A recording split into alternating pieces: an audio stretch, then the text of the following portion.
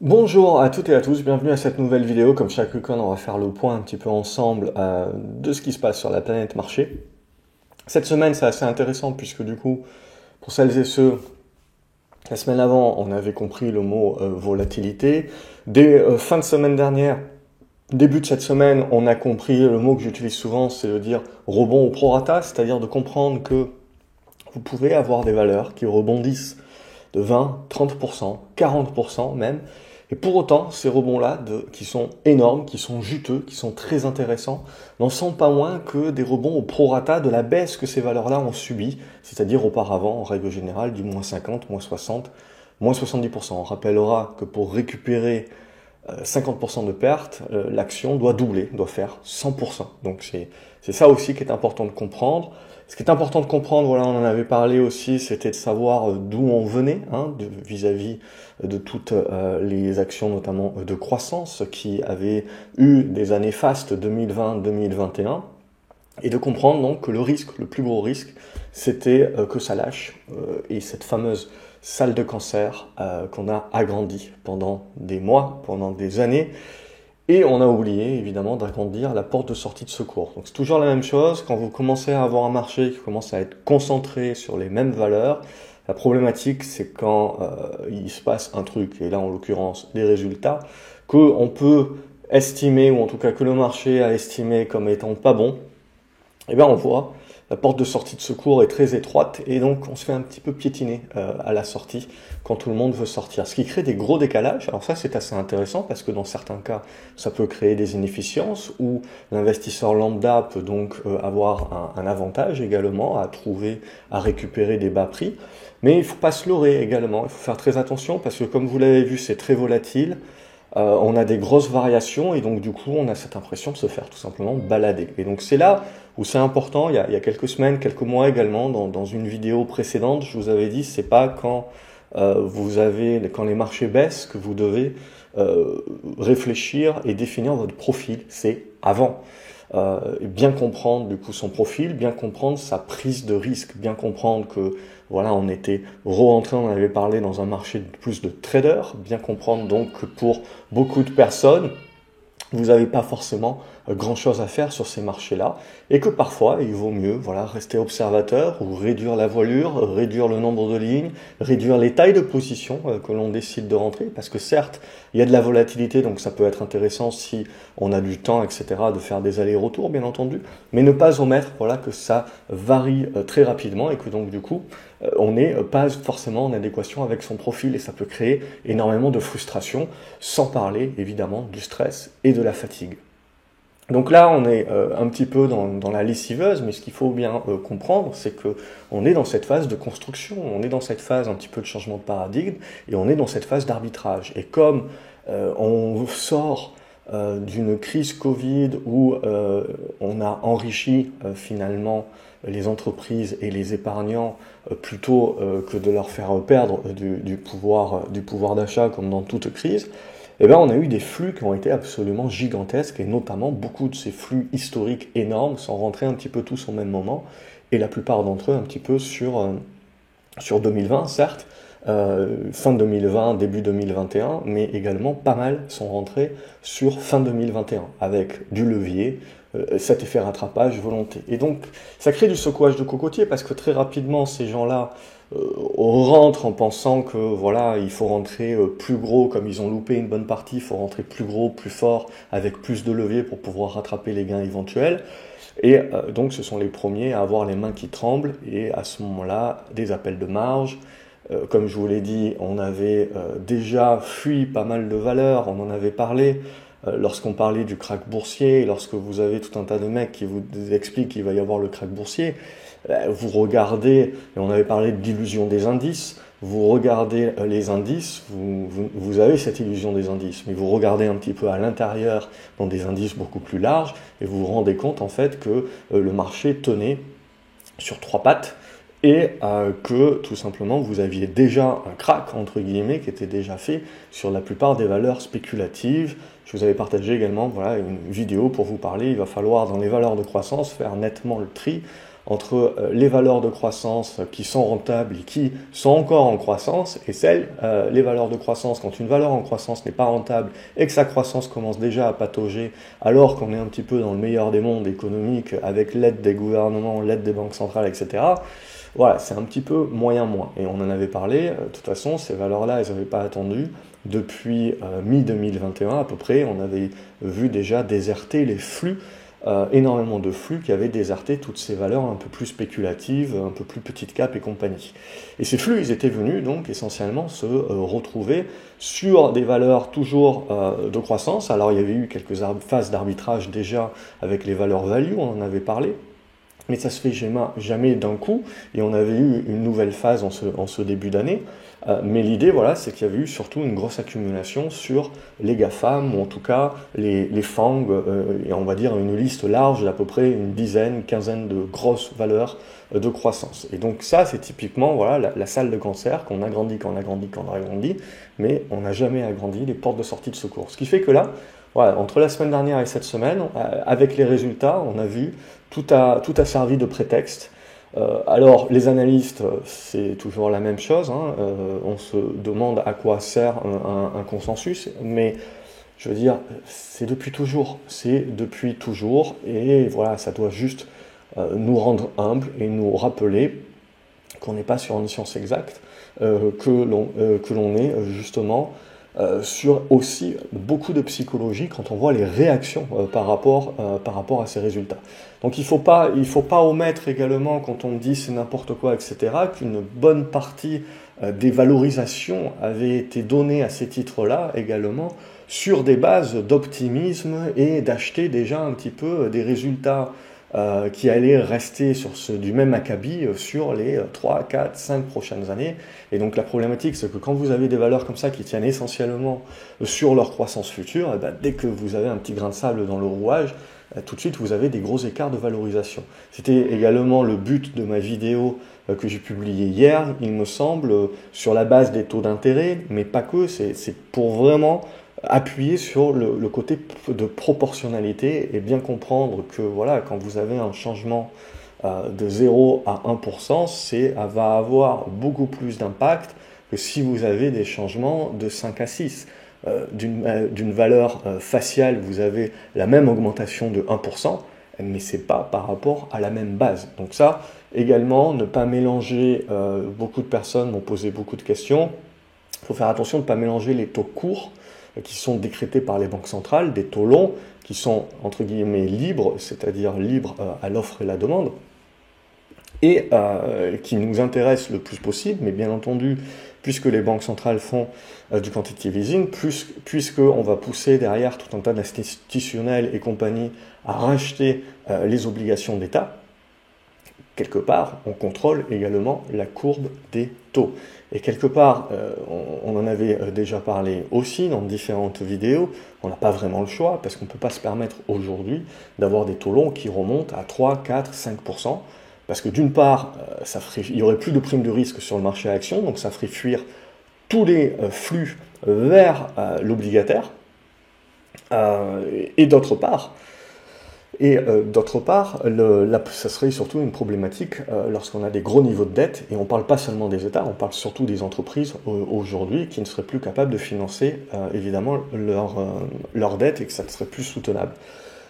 L'autre point également, comme je vous en ai parlé, c'est pas vraiment l'inflation, c'est pas vraiment le resserrement monétaire des banques centrales, c'est une question de croissance. Et là, en l'occurrence, ce qui est très intéressant, et on avait parlé, voilà, cette année 2022, ça va être une transition, c'est-à-dire que si on a des bonnes nouvelles économiques, le marché a tendance à vendre, parce qu'il interprète ça comme l'économie va très bien, donc les banques centrales n'ont aucun intérêt de maintenir leurs taux bas, et donc elles vont passer en mode resserrement plus important.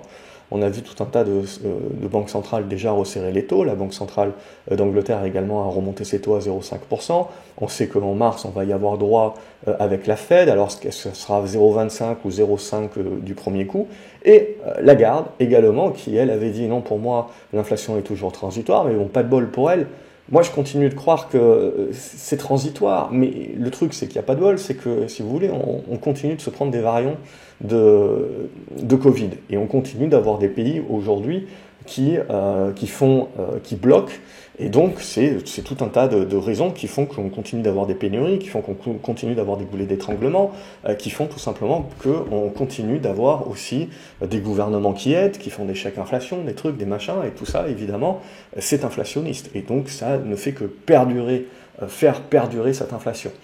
Le problème, c'est que quand vous faites perdurer cette inflation longtemps, eh ben, la population n'est pas contente. Et donc la population réclame des hausses de salaire. On a vu les hausses de salaire sur les bas salaires déjà, mais là, ce qui est en train de se passer, et c'est là justement où ça devient très intéressant, c'est que c'est les salaires de la classe moyenne où on commence à demander des hausses de salaire, etc. Et donc c'est là où ça se joue. C'est là où ça joue parce que c'est là où on a l'ancrage qui peut se mettre en place sur une partie de l'inflation. Comme je vous en avais parlé, il y a une partie de l'inflation qu'on connaît aujourd'hui qui, elle, est transitoire, est liée au Covid, est liée à la façon dont on a géré la crise, mais que donc on peut amputer. Mais par contre, ce qu'on est peut-être en train de créer maintenant en réagissant un petit peu trop lentement, mais en même temps, on peut se dire qu'il y a eu Omicron et puis on verra ce qu'on a après. C'est la tendance de fond qui est en train de se créer, et ça, c'est la hausse des salaires des classes moyennes qui l'affirmera. Mais c'est toujours la même chose, on a besoin encore de nombreux mois, 6 mois, 9 mois, pour commencer à avoir des stats qui vont en ce sens pour qu'on puisse pouvoir exprimer qu'au moment aujourd'hui où tout le monde parle inflation, ça fait la une de tous les journaux, de toutes les couvertures, et donc tout le monde dit voilà, on va y avoir droit, etc. C'est peut-être le moment où on est en train de construire le pic également, le pic d'inflation. Mais le débat aujourd'hui, il n'est pas de dire l'inflation est transitoire ou l'inflation est durable, c'est les deux. Hein. C'est bien comprendre que notre inflation est certainement aujourd'hui divisée en deux parties. Et que c'est la deuxième partie, le côté durable, qui va vraiment vous intéresser pour la suite. Donc du coup, pour moi, de toute façon, les banques centrales n'ont toujours pas trop le choix. On a vu Lagarde qui revient un petit peu en arrière dans le discours, donc éventuellement là aussi resserrement monétaire. Donc on a vu, ça nous a impacté en Europe, puisque jusqu'à présent, on jouait un petit peu le delta, ça a impacté énormément l'euro. Et ça aussi, voilà, ça fait partie de toutes les hypothèses de travail, de transition de cette année 2022, et le dollar est vraiment au centre.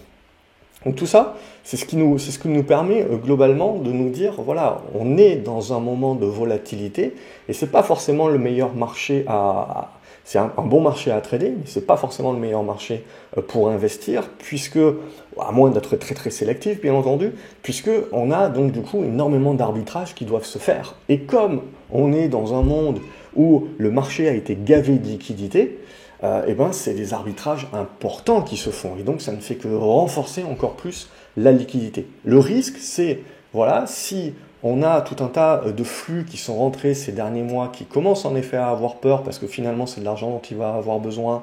Finalement, les gouvernements vont petit à petit, parce qu'on est encore dans les élections et tout, donc ça ne fait que pousser plus loin le côté transitoire de l'inflation, évidemment. Mais à un moment donné ou à un autre, les gouvernements vont devoir réduire les aides, etc. Donc il va falloir puiser dans l'épargne. Et donc c'est à ce moment-là qu'on va se rendre compte si l'argent qu'on a mis pour les marchés, on va finalement en avoir besoin. Et donc là, il faut s'attendre évidemment à du contre-coup, c'est-à-dire qu'une partie de ces immenses flux qui sont rentrés sur les marchés, il y en a une partie qui va chercher à sortir, surtout avec les gros mouvements que l'on a là, parce que c'est les mains tremblantes, c'est ceux qui sont rentrés sans gestion de risque, sans compréhension de leur profil avant de rentrer, et qui donc de suite sont long terme, mais dès que ça perd 10%, il n'y a plus personne, ils sont court terme. Donc c'est ça qui est important de comprendre, et donc de ne pas négliger également ces flux qui pourraient être retirés, qui peuvent créer une pression supplémentaire. Parce que sinon, vous allez tout de suite vous dire, Facebook qui revient à $250, PayPal et compagnie, moi le premier, voilà, forcément, si on regarde par rapport au passé, c'est pas cher. Vous allez avoir énormément de valeur value qui n'étaient pas chères. C'est comme en 2018, on avait beaucoup de personnes qui nous expliquaient, voilà, on a beaucoup de valeur value qui sont pas chères. Sauf que 3 mois, 6 mois peuvent se passer et ça peut devenir encore moins cher pour une question de flux, ou plutôt pour une question de manque de flux. Donc il ne faut jamais sous-estimer également la psychologie des foules et la relation offre et demande. Vous avez besoin d'acheteurs. Ça a beau être pas cher, vous avez besoin d'avoir un paquet de mecs qui pensent comme vous que c'est pas cher et qui achètent. physiquement qui ont l'argent et qui ont la capacité d'acheter. Si malheureusement on n'a pas l'argent et on n'a pas la capacité d'acheter, vous avez beau penser que c'est pas cher, ça peut devenir encore moins cher.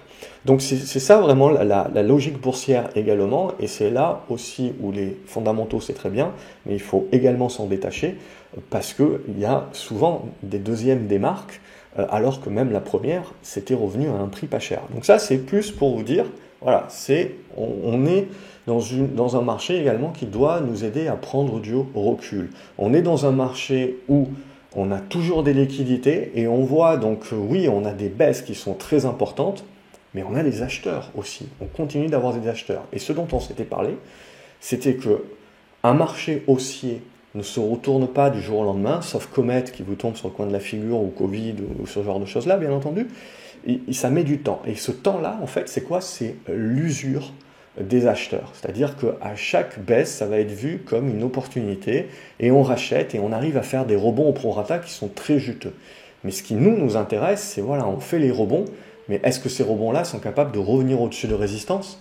Non. La réponse cette semaine, ça a été non. Et tout de suite, ce que l'on voit, c'est qu'on a cette sensation qu'il faut un effort aux acheteurs important pour pouvoir récupérer, retracer une partie de leurs pertes.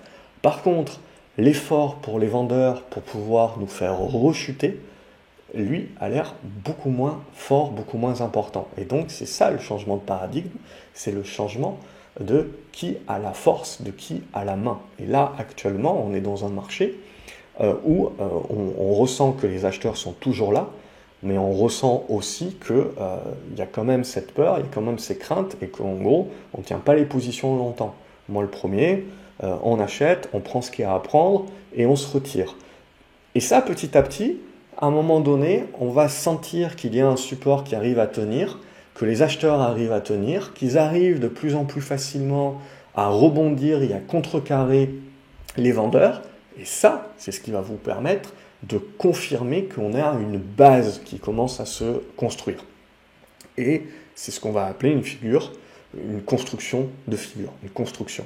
Et cette construction, au fur et à mesure où on a des chandeliers, on va pouvoir la construire et y voir éventuellement une congestion.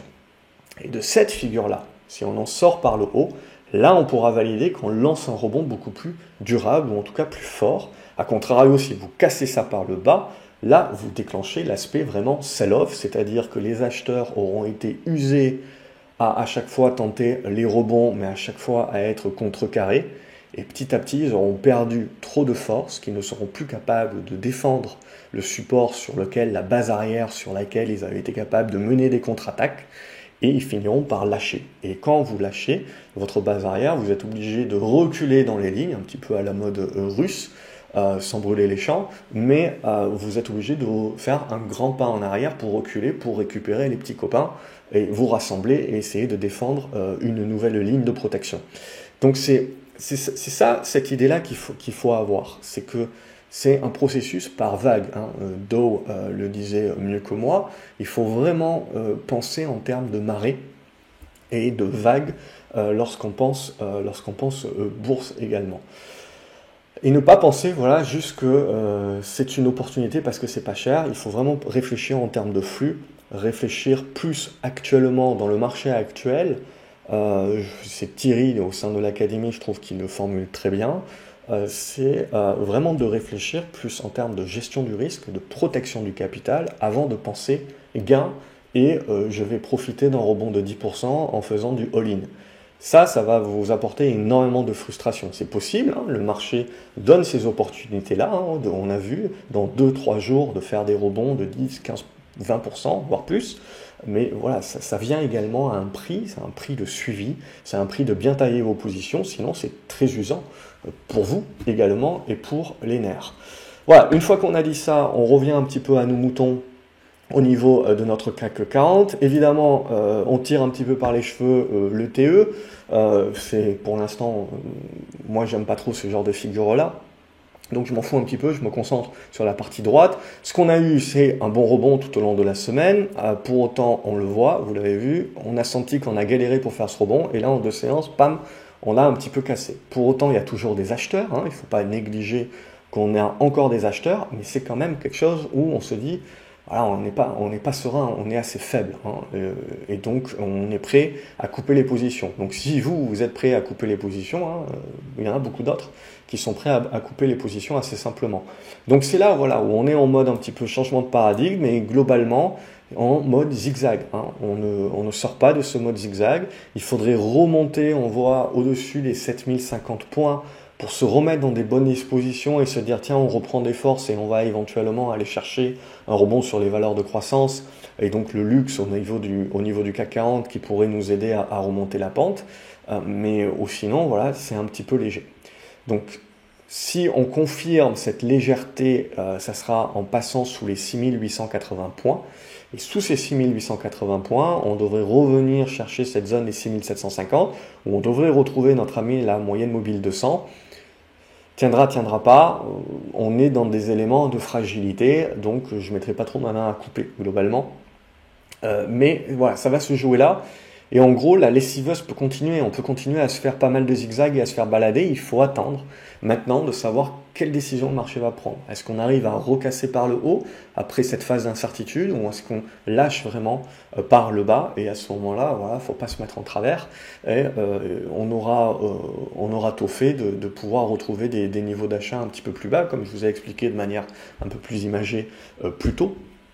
Mais voilà, le but réel là, pour moi, ce n'est jamais dans des marchés haussiers que l'on voit la valeur d'un investisseur, la valeur d'un trader.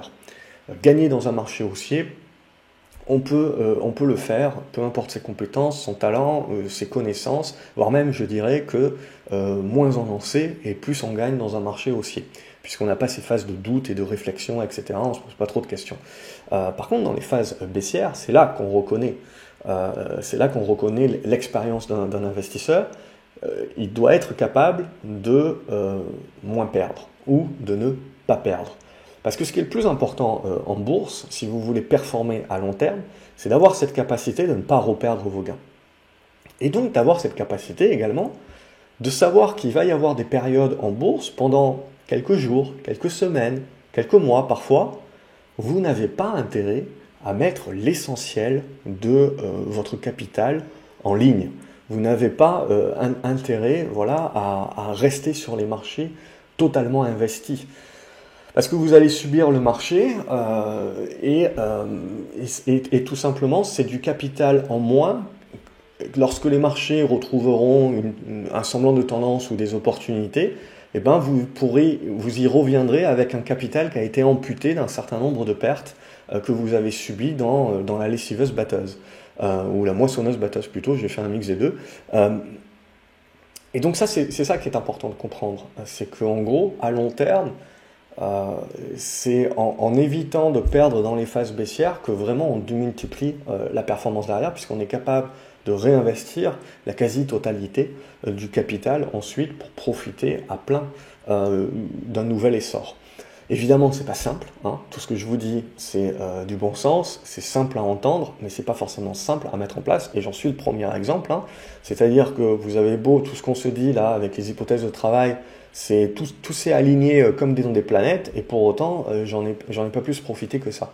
J'ai même galéré un petit peu plus que ça. Donc je veux dire, voilà, c'est pas, il y a toujours un monde, hein, et c'est pour ça que les économistes et les analystes ne sont pas forcément des bons traders et vice versa. On y va, donc ça c'est pour le CAC 40. Au niveau du Nasdaq, on est en train de tenter un petit peu le rebond. Bon, vous avez vu, je fais pas mal de jolis dessins, mais globalement ce qu'il faut retenir, c'est qu'on s'est pris une bonne baffe, on fait un retracement à peu près de la moitié du mouvement baissier, quelque chose de classique, un très bon rebond, vous voyez, qui se fait très rapidement, mais il se fait contrecarrer aussi très rapidement. Et là aussi, on est en train de revenir à peu près sur un retracement de la moitié. Quand les marchés commencent à baisser, c'est important, voilà, de réfléchir en termes de retracement. Ça va vous aider à épurer un petit peu les graphiques plutôt qu'à essayer de jouer, à deviner où est le support, etc. Donc là, en gros, on a validé la résistance des 15 200 points. Bam. Ce qu'on est en train de travailler là, vous voyez, c'est le ventre mou un petit peu qu'on avait travaillé en résistance la semaine dernière, avant de breaker et d'avoir cette capacité de faire du rebond au prorata. Et donc on est en train de travailler cette zone-là. Si on arrive à tenir cette zone-là, on va travailler un petit peu comme ça. mais il faudra réussir à en sortir par le haut pour commencer à construire une figure éventuellement de rebond plus, avec plus et si affinité. A contrario, si on fait un petit rebond comme ça, qu'on échoue et que derrière vous cassez ça par le bas, on reviendra chercher cette zone des 14 000 points. Mais là, voilà, ça sera un support, il sera peut-être un petit peu défendu, mais ça voudra dire on a usé une nouvelle cartouche des acheteurs.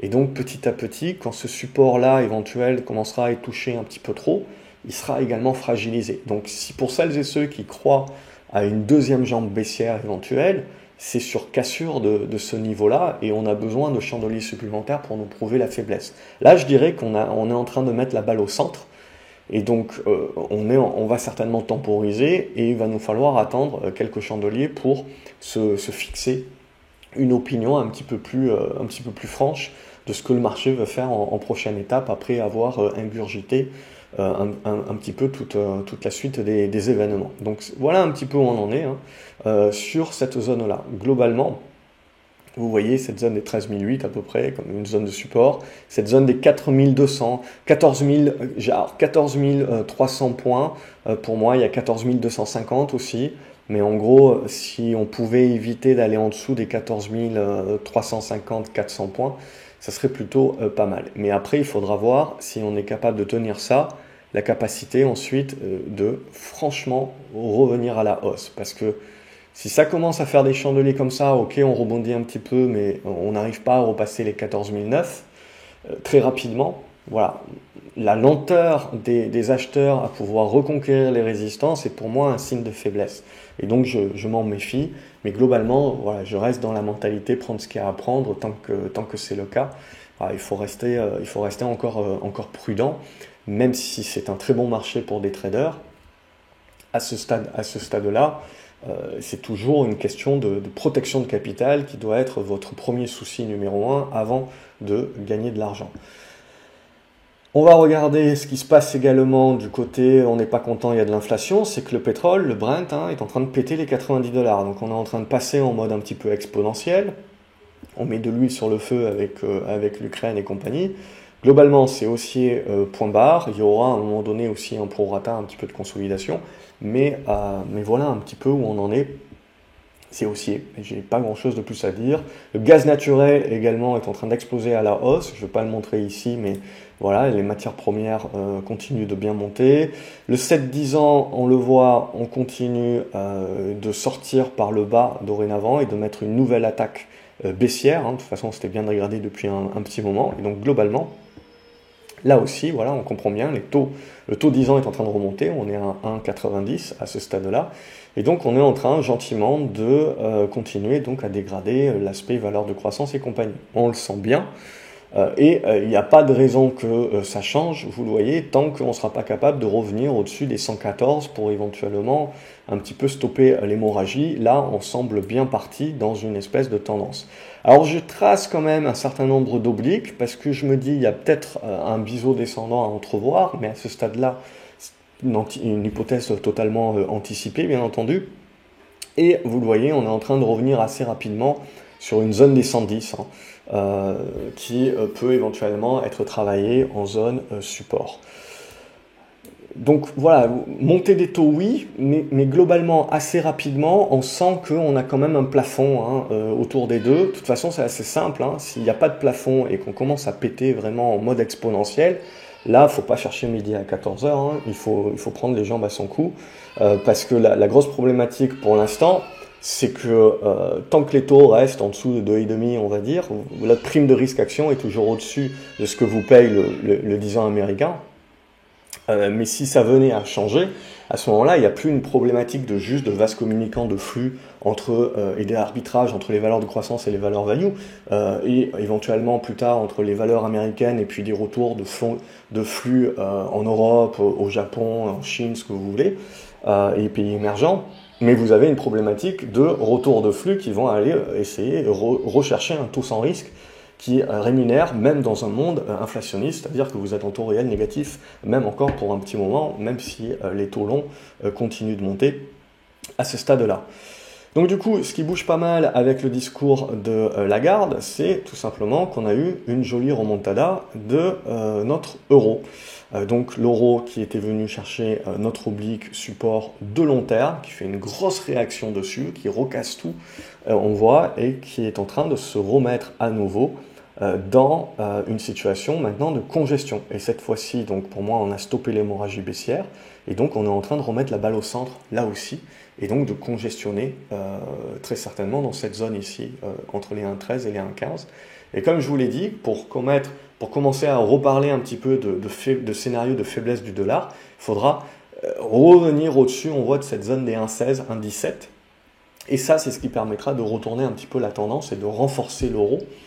Et là, on remettra sur la table éventuellement l'impact que ça peut avoir sur les matières premières, les émergents, et donc notamment l'or qui, à ce stade-là, n'aime pas trop évidemment que les banques centrales parlent de resserrement, mais aime que l'euro reprenne un petit peu du poil de la bête, ou plutôt que le dollar baisse un petit peu dans sa force, mais pour autant, on voit qu'à ce stade-là, on reste dans la même figure de congestion. Donc il faudra réussir à sortir par le haut ou par le bas pour réellement avoir une indication future. L'argent, c'est exactement la même chose. Tant que vous ne cassez pas les 24,50 $, là, vous n'avez pas vraiment de signal de vrai retournement. Donc on est un petit peu dans no man's land. On continue un petit peu de travailler les mêmes zones. On va passer aux actions. Forcément, il n'y a pas grand-chose à se mettre sous la dent. Essentiellement, voilà, quand vous voyez ça, je vais sauter ici, on va regarder Amazon, mais voilà, ça, c'est très difficilement tradable. Alors bien entendu, vous allez toujours trouver des mecs qui vont vous dire, moi j'ai réussi à prendre la vente à découvert et puis à racheter derrière, oui, très bien. Mais ça, c'est vraiment usant à terme, hein. On peut réussir quelque temps, mais c'est très usant, à moins d'être vraiment un trader de court terme chevronné, et puis c'est votre métier, c'est votre profil, donc vous savez exactement ce que vous faites. Mais là, voilà, pour moi, on le voit, on avait cassé ici cette zone de support de la zone des 3200 $, on avait du coup fait le sell-off, on avait congestionné ici, on avait participé au rebond technique, c'est quand même pas rien, on passe de 2008 à 3002, et puis vous avez les résultats de Facebook qui tombent, tout le monde est entraîné, même Amazon, on le voit, paf, qui se prend un gros dip, et puis derrière qui publie le soir même ses résultats, très au-dessus des attentes, hein. Apparemment, les analystes n'avaient pas intégré que Amazon avait fait l'IPO de Rivian dans les résultats pour se faire bananer autant que ça. Mais bon, c'est toujours la même chose. De toute façon, le consensus se fait battre très souvent à plat de couture. Mais ce qui est plus important, voilà, c'est ce que le marché en pense. Et donc là, on a une remontée. Mais globalement, en fait, tout le monde va vous parler que Amazon a pris 13% grâce à des résultats exceptionnels. Mais si on regarde globalement, en fait, on est revenu au point auquel on était l'avant-veille. Donc globalement, les résultats, en fait, sont surtout vus comme neutres, globalement. Et surtout, ce qu'il faut bien vous dire, c'est que voilà, malgré le fait que vous aviez ce zigzag énorme qui est très volatile, et donc qui est très intéressant pour d'un point de vue trader, d'un point de vue moyen terme, la tendance est toujours dégradée. Vous avez en fait du retracement qui est effectué d'une manière très volatile, comme on a pu expliquer en début de vidéo les différentes raisons, mais pour autant vous ne changez pas le paradigme et la tendance de fond. Donc c'est ça aussi qui est important de comprendre à un moment donné, c'est que vous pouvez avoir vraiment des gros mouvements, il faut faire attention de ne pas se faire noyer par ces gros mouvements de court terme, mais qui ne changent pas forcément grand-chose à plus long terme sur la tendance. Je ne vais pas faire nécessairement dans l'ordre, il n'y a pas tout qui est intéressant. Je sais globalement voilà, qu'il y a Apple. Alors, heureusement qu'il y a Apple, parce que Google et Apple. Parce que si Apple s'était pris pareil une banane, mais quelque part c'est un petit peu la même chose. Vous voyez, Apple, comment on va dire, les résultats étaient exceptionnels, les résultats ont été achetés, mais en fait globalement, en fait, on avait surtout vendu en anticipation, et derrière on est revenu au même niveau.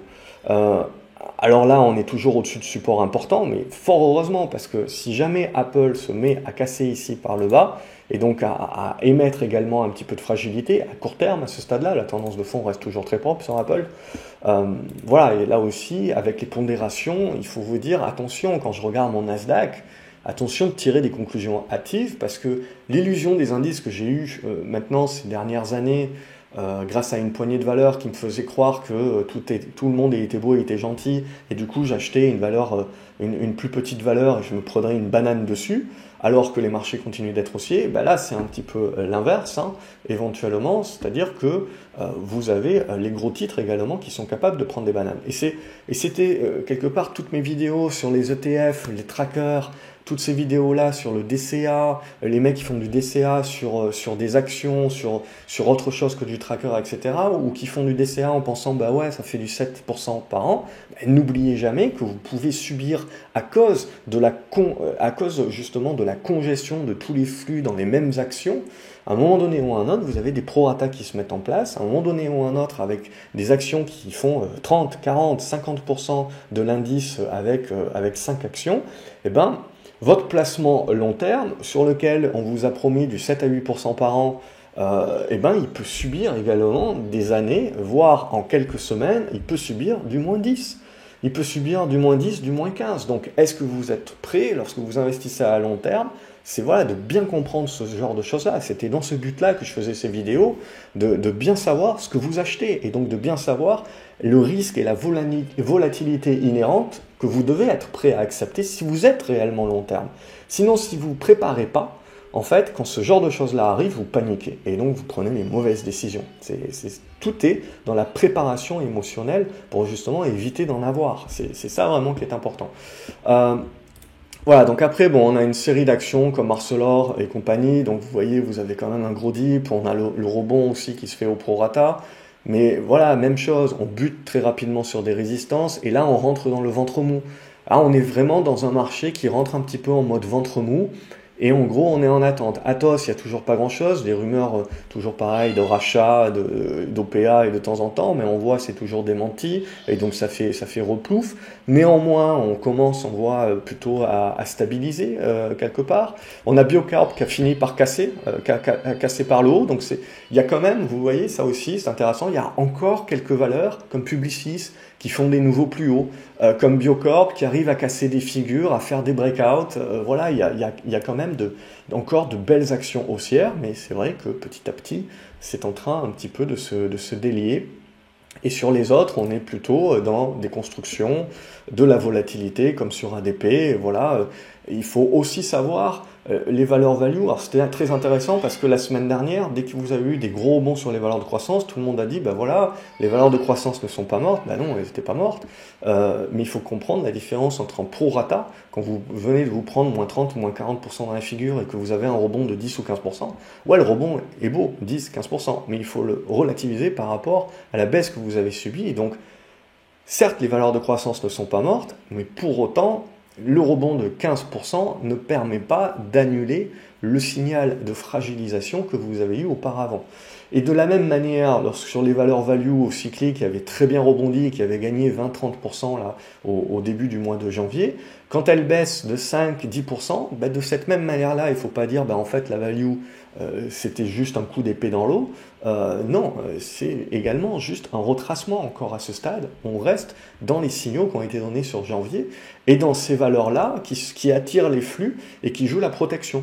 On a Engie également qui a très bien performé, on le voit, et qui est dans cette capacité maintenant d'aller rechercher ces niveaux du Covid 2020 et d'aller chercher également des plus hauts récents. On le voit, donc on a quand même pas mal de titres qui continuent de performer, ou en tout cas qui ont un profil défensif. Ça me fait penser à Orange également, on le voit, qui continue, qui a gagné une vingtaine de pourcents. Vous avez un très bon rendement. Il faudra s'attendre à un moment donné à un reflux. Il faudra s'attendre à une consolidation au prorata, mais qui ne remettra pas en cause le retournement de tendance dans lequel on est. Par contre, vous avez les chéris de la cotation de ces dernières années qui rament un petit peu plus. On voit Hermès qui s'est pris une bonne baffe. Alors, on est en train de varier, mais vous voyez, on n'arrive pas pour l'instant à faire vraiment un gros chandelier de cassure par le haut pour essayer d'aller chercher un rebond plus fort. Pour l'instant, on n'y arrive pas. Donc, on est en train de construire. Voilà, ça c'est de la construction et on attend de savoir qu'est-ce qu'on décide par la suite. Est-ce qu'on va casser par le haut, casser par le bas? C'est ça qui va nous intéresser vraiment pour motiver la suite. Vous avez Euronav qui fait pas grand-chose. Ça reste dans un biseau descendant, il faudra casser les 8 euros. CGG également, qui est une belle configuration à moyen terme, mais pour l'instant, vous voyez, on est revenu plusieurs fois sur le support oblique, on arrive à réagir, mais là, on est en train de valider un petit peu la médiane, globalement, ici.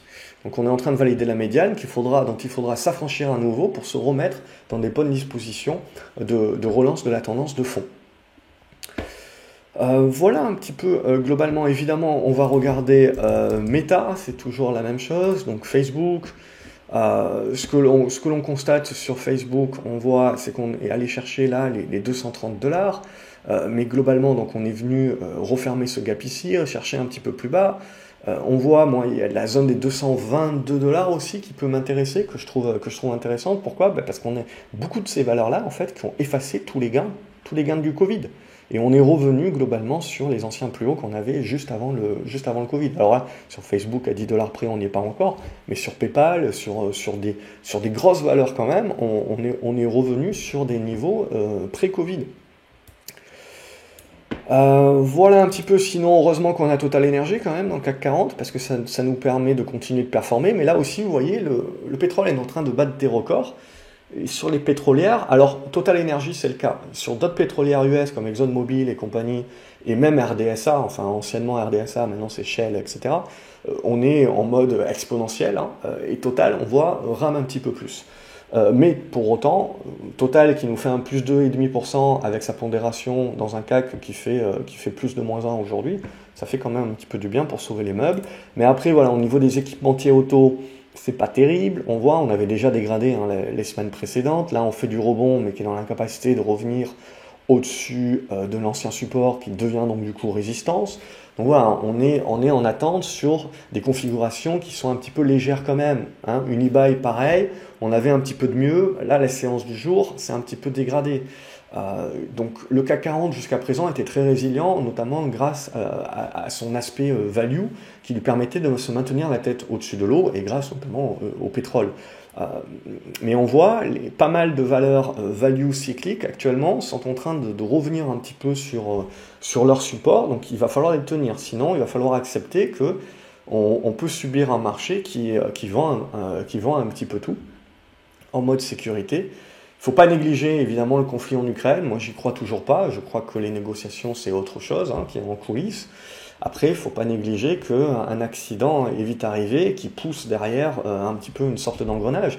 C'est ça le vrai risque hein, globalement, mais on sait très bien que personne aujourd'hui a intérêt à un conflit ouvert, c'est plutôt en arrière. Après, comme on choisit les JO de Pékin, on choisit également des élections qui sont proches en Europe, voilà, c'est toujours la même chose.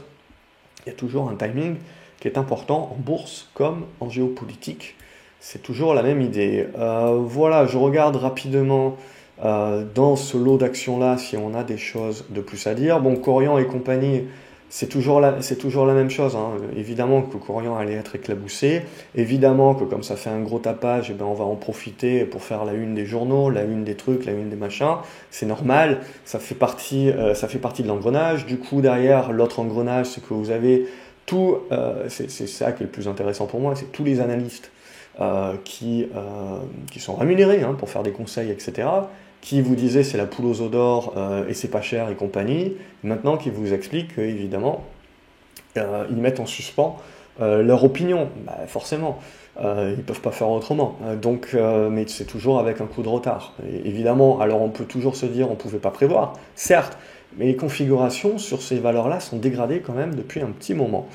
Sartorius également, la configuration est dégradée, et vous voyez ces valeurs-là qui étaient vraiment les coqueluches des marchés, eh bien, les rebonds sont vraiment légers. Hein. On n'a pas à un moment donné deux gros chandeliers, paf, qui nous font remonter d'un coup d'un seul, non. C'est ce que je vous ai expliqué en début de vidéo. Oui, il y a des acheteurs qui tentent le rebond, mais on rame, quoi. C'est dur. On sent que c'est dur. Alors on va peut-être réussir à un moment donné, mais voilà, ça pour moi, c'est de la fragilité. Ça veut dire que si on y va, voilà, il faut y aller dans un mode prendre ce qu'il y a à prendre, avec des tailles de position un peu plus réduites, et être prêt à larguer la position hein, pour éventuellement prendre plus bas, en se disant ça reste un bon dossier, hein, ne me faites pas dire ce que je n'ai pas dit, ça reste un bon dossier, ça reste quelque chose qui donne une visibilité à long terme, etc., blablabla. Mais il y a un prix, c'est-à-dire que le plus intéressant, c'est d'essayer d'avoir le meilleur prix. Et ça, le graphique peut nous y aider. Avec la question de flux et ce genre de choses-là. Il y a Solution 30 que j'ai trouvé qui se tient quand même plutôt pas mal. On a eu une très bonne réaction ici sur le bas du support. On arrive sur la résistance ici, donc on bute sur la résistance. Et on est en train de revenir congestionner sur la zone de support. Donc on y est. Et donc là, ça va être intéressant. Ça va être pour la semaine prochaine.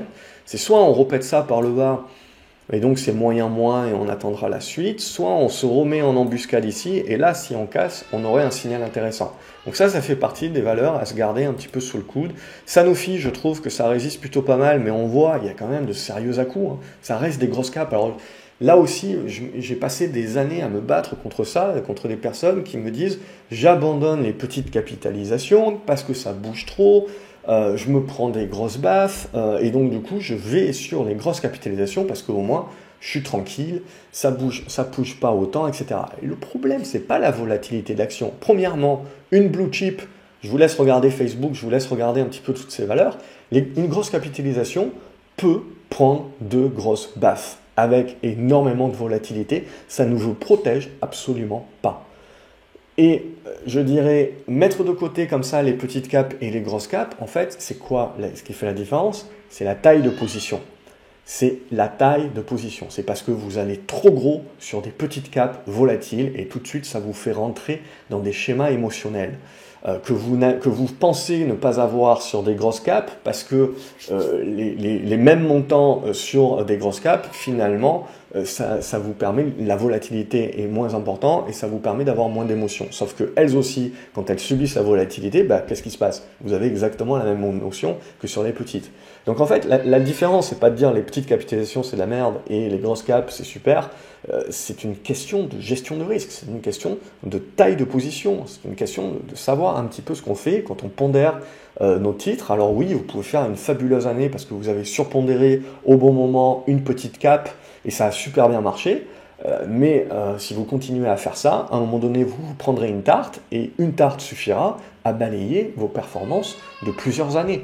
C'est ça qu'il faut vraiment intégrer, et croyez-moi, hein, moi je l'ai fait, hein, donc je sais de quoi je parle. Et je continue même aujourd'hui, de temps en temps, à retomber dans ce travers-là. Donc l'idée, c'est pas de dire à un moment donné on arrive et on le fait plus, etc. Non, on essaye de tendre vers un optimum, en essayant de faire plus de ce qui marche, moins de ce qui marche pas, mais on n'est pas des robots. Donc il faut aussi être bienveillant entre soi-même, pas se foutre des tartes derrière à retomber dans ce type de travers. Ça arrive, mais essayez d'avoir des garde-fous. Et le garde-fou, pour moi, c'est pas le stop, c'est la taille de position. Et quand on a compris ça, on fait la différence entre être un bon analyste et être un bon trader. Et pour moi, c'est toute la différence. Et c'est comme ça qu'on reconnaît la différence entre les deux. Voilà, globalement, j'ai pas grand-chose de plus à vous dire. Évidemment, il y a pas mal du coup de valeurs qui reviennent sur des bons niveaux, des niveaux intéressants, mais c'est en fonction de son profil, de son horizon de temps, de tout un tas de paramètres. Mais globalement, voilà, vous l'avez compris, il y a entre guillemets, il est urgent d'attendre. Il y a beaucoup de valeurs. Bon, vous avez les valeurs pétrolières comme Morel et Prom, et vous voyez qu'ils sont en train de breaker. Voilà, donc il y a quand même des secteurs qui performent. Il y a des valeurs qui performent très bien. Donc il faut on a cet aspect d'être très sélectif. On a Score qui performe, les bancaires aussi qui performent. En fait, tout ce qui est assurance, réassurance, value, tout ce qui avait un aspect vraiment value. Les bancaires qui performent, mais bon, je veux dire, le marché avait quand même bien anticipé, donc maintenant la question c'est de se dire, maintenant un petit peu que les résultats vont passer, qu'on revient un petit peu à nos premiers amours, inflation, taux, resserrement monétaire, c'est voilà, le marché a digéré un petit peu, a fait sa volatilité, voilà, pour dire ok, je re-arbitre tout ça, et maintenant c'est ok, et maintenant, balle au centre, c'est-à-dire qu'est-ce qu'on anticipe sur la suite, et ça, il nous faut des chandeliers supplémentaires et petit à petit, ça va nous donner des informations pour voir quelle est la prochaine étape. Puisque comme je vous l'ai dit, on peut éventuellement avoir une idée de ce à quoi on va avoir droit dans les prochains mois et compagnie, mais c'est les les intervalles qui nous intéressent, d'autant plus quand les marchés sont aussi volatiles que cela, puisqu'on a tout fait, évidemment, de se prendre une baffe. Sinon, il y a beaucoup de personnes qui me demandent pour Orpea et tout ça, c'est toujours pareil en règle générale. Quand il y a des titres qui chutent comme ça, tout le monde essaye de flairer un petit peu la bonne opportunité. La problématique, c'est que c'est des titres pour moi qui vont rester minés un petit moment. Alors, vous pouvez avoir des rebonds, des trucs, des machins, bien entendu. Mais la problématique, c'est une question de flux. Je vous dis souvent, c'est une question de flux. Je veux pas être le seul pingouin à croire ce que je crois. J'ai besoin des autres. J'ai besoin de mes autres amis pingouins qui croient la même chose que moi pour faire monter le titre. Il y a beaucoup de personnes en bourse, vous savez, qui ont énormément d'ego et qui se sentent dans l'obligation de croire des choses ou de deviner des choses avant tout le monde et d'être pionnier quelque part. Sauf que si je suis le seul couillon à penser ce que je pense, il n'y a personne qui va l'acheter mon truc, donc les prix vont pas monter. Donc ça ne me fait pas gagner d'argent d'avoir raison. Et avoir raison trop tôt, c'est avoir tort. Tiens, ça me fait penser, donc pour moi, Orpea, il y a un gros support honnêtement sur les 31 euros, 31, 32 euros. On commence à attaquer des gros supports, mais c'est vraiment pour du trader, pour jouer des rebonds techniques, etc. Et vous n'êtes pas à l'abri, le problème c'est toujours pareil, vous n'êtes pas à l'abri d'une news d'un machin qui tombe le soir et le lendemain vous prenez un gap.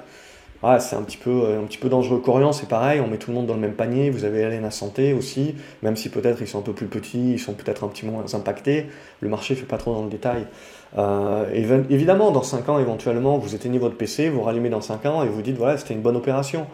Mais combien de capital vous allez bloquer, pendant combien de temps? Est-ce que si c'est une mauvaise opération derrière, qu'est-ce que vous faites? Vous accumulez, etc. Bref, le but du jeu, c'est pas de se dire j'achète Orpea parce que c'est pas cher. C'est quoi mon plan? C'est j'achète pour combien? Est-ce que je suis prêt à rajouter, à remettre des cartouches si ça baisse encore plus? C'est ça que vous devez préparer. Si vous ne préparez pas ça, vous préparez votre échec. Donc là, voilà, globalement, un petit peu pour tout ça.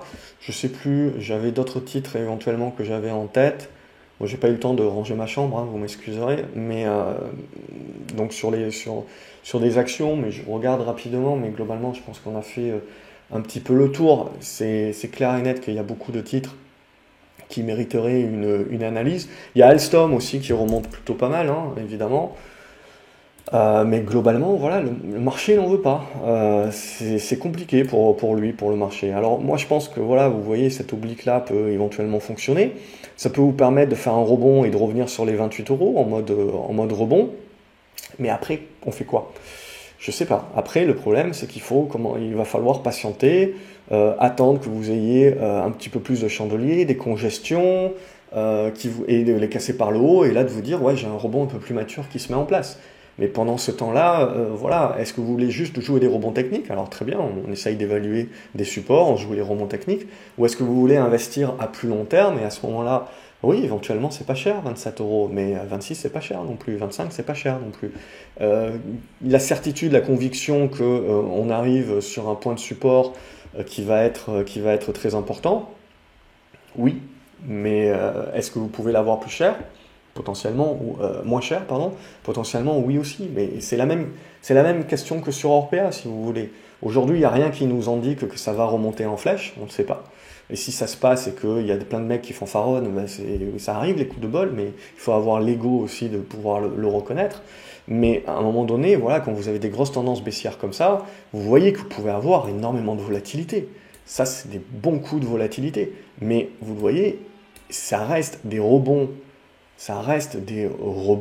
importants, juteux, en mode ligne droite en plus, donc c'est sympa pour les traders, mais qui se font dans une tendance qui demeure baissière. Et donc ces rebonds-là, en plus, ils sont dans l'incapacité de recasser les niveaux de résistance. Donc vous restez quand même dans des rebonds juteux, certes, mais vous voyez, les baisses sont tout aussi importantes. Alors ça, c'est des titres idéaux. Si on est dans la capacité d'être court terme et de faire des allers-retours et de jouer à la fois à l'achat et en vente à découvert, et à la limite, c'est ce que je faisais à une époque sur Alcatel, il y a plusieurs années de ça, c'était de me spécialiser sur une poignée de titres, mais avec un profil très court terme. Et je faisais achat, vente à découvert, achat, vente à découvert, que sur une poignée de titres, j'en avais 2 ou 3 globalement. Et c'était tout. Et il faut rester focalisé. Et donc, il faut se spécialiser. Mais sinon, voilà, si on ne se spécialise pas et qu'on est juste là pour acheter parce que c'est pas cher et compagnie, bon, ben, y a une figure qui commence éventuellement à se tracer, mais c'est tout.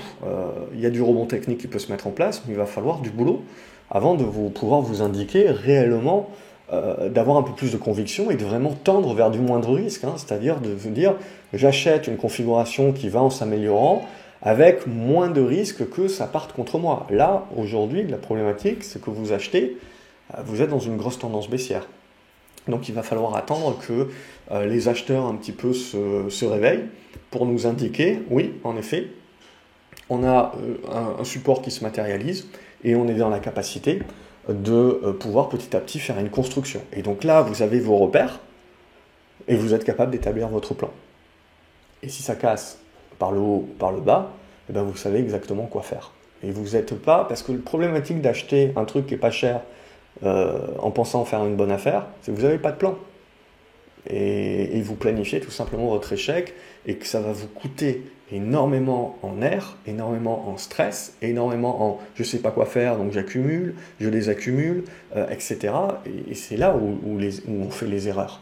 C'est parce qu'on rentre dans des trucs en pensant faire une affaire, finalement c'est pas une affaire et comme on n'avait pas un plan défini à l'avance, eh ben, on est en mode libre arbitre, mais c'est là où on commence à faire des erreurs. Et je vous le dis hein, en toute humilité, hein, je l'ai fait. Donc ça arrive, et c'est pas une question de compétence, c'est pas une question d'expérience. Il n'y a que les analystes globalement qui se trompent jamais et qui vous expliquent globalement que c'était facile. Ça fait partie du jeu, mais il faut tendre vers un optimum et vers la discipline. C'est le mot de la fin, globalement. Je vous souhaite un excellent week-end. J'espère que la vidéo, même si elle avait été longue, je suis revenu sur pas mal de points psychologiques qui, j'espère, pourront vous aider dans ces périodes-là, parce que c'est ça, hein, c'est avec ça qu'on joue. Hein. Vous n'êtes pas en train de jouer contre le marché, vous êtes en train de jouer contre vous-même actuellement, quand on est un petit peu dans la moissonneuse batteuse. Donc excellent week-end une nouvelle fois, n'oubliez pas de partager la vidéo avec d'autres traders que ça pourra aider éventuellement, de mettre un pouce en l'air et de vous abonner à la chaîne, comme ça vous ne loupez pas également les autres vidéos que je fais en milieu de semaine. Je tente de mon mieux avec le temps que j'ai de disponible bien entendu, mais voilà, cette semaine j'en ai publié une autre, je vous mets une vignette là qui devrait s'afficher sur l'écran, qui je pense aussi est importante à regarder pour savoir prendre le recul et pas juste prendre les informations de manière brute, parce qu'on va vers des conclusions hâtives et du bruit de marché.